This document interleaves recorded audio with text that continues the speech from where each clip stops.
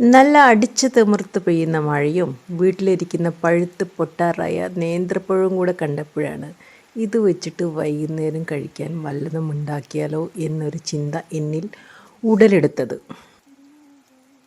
ഉന്നക്കായ, പഴംപൊരി, പഴം പൊള്ളിച്ചത് എന്നീ ഒരുപാട് ഓപ്ഷനുകൾ ഉണ്ടായിട്ടും മെനക്കെടാൻ വയ്യാത്തത് കൊണ്ട് മാത്രം ഒരു ഉണ്ട പലഹാരം ഉണ്ടാക്കിയെടുത്ത് എൻ്റെ മനസ്കത നിങ്ങളാരും കാണാതെ പോകരുത് ഗായ്.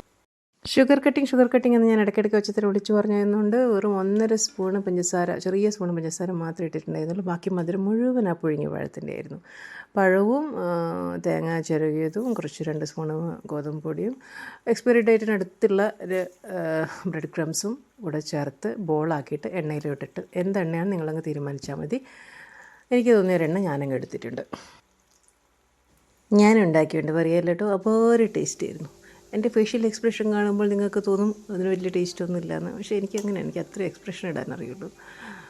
പറ്റിയ എക്സ്പ്രഷൻ ഞാൻ ഇട്ടിട്ടുണ്ട്. ബാക്കിയുള്ള എക്സ്പ്രഷൻ ഇടാൻ 2 ആൾക്കാർ റെഡിയായി നിൽക്കുന്നുണ്ട്. അവരുടെ എക്സ്പ്രഷൻ കൂടി ഞാൻ കാണിച്ചു തരാം കേട്ടോ. ഇതാണ് ഇതിൻ്റെ ഫൈനൽ ലുക്ക്. കാണാൻ വലിയ ലുക്കില്ലെന്നേ ഉള്ളൂ. അയാൾ ഭീകരനാണ്.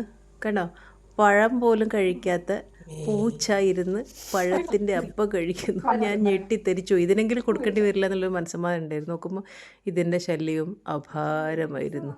എത്രയാ വാങ്ങി കഴിച്ചതെന്നറിയോ.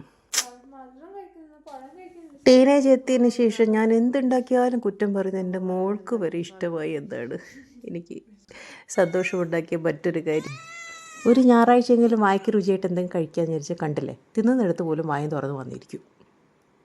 എനിക്കുണ്ടായ മറ്റൊരു സന്തോഷം എന്താ വെച്ചാൽ ഈ അപ്പം ഉണ്ടാക്കിയിട്ട് എണ്ണ വളരെ കുറച്ചേ യൂസ് ആയിട്ടുള്ളൂ എന്നാണ്.